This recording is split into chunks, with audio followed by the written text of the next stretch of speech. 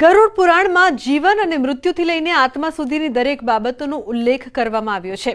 જીવન કેવું હોવું જોઈએ અને મૃત્યુ પછીની પણ દરેક બાબતોનો ઉલ્લેખ ગરુડ પુરાણમાં કરવામાં આવ્યો છે। ઘણા લોકોના મનમાં સવાલ હોય છે કે મૃત્યુ બાદ આત્મા કેટલા સમય સુધી ઘરમાં રહે છે।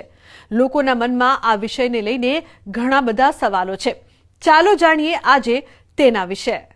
મૃત્યુ બાદ આત્મા કેટલા સમય સુધી ઘરમાં રહે છે? ગરુડ પુરાણ અનુસાર મૃત્યુ પછી આત્મા તરત જતી નથી રહેતી।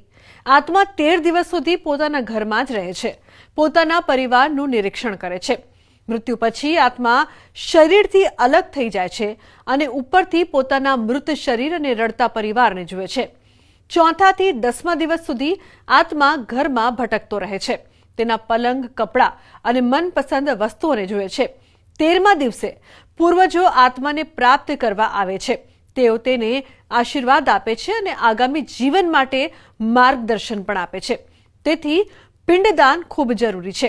ગરુડ પુરાણ અનુસાર 10 દિવસ સુધી આત્મા ભૂખ અને તરસનો અનુભવ પણ કરે છે। આવી સ્થિતિમાં પિંડદાન અને પાણી ચડાવવાથી તેને સંતોષ મળે છે।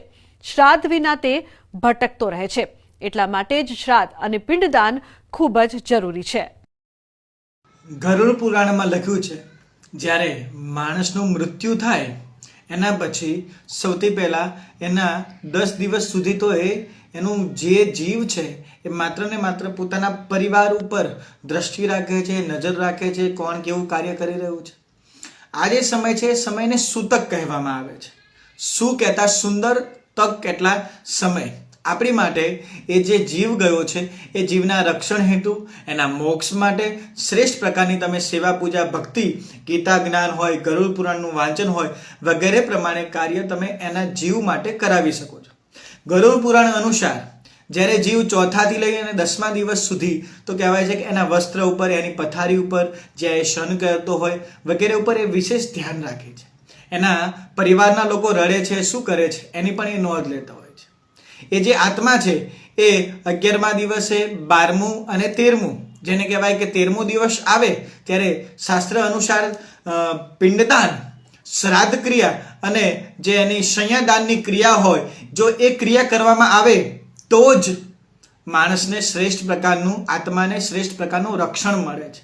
અને ગરુડ પુરાણ તો એવું કહે છે કે જે જીવ પાછળ તમે કોઈ દાન પુણ્ય નથી કરતા તો અવશ્ય ને અવશ્ય એ જીવ કદાચ ભટકી શકે અને કદાચ તમને હેરાન પણ કરી શકે છે।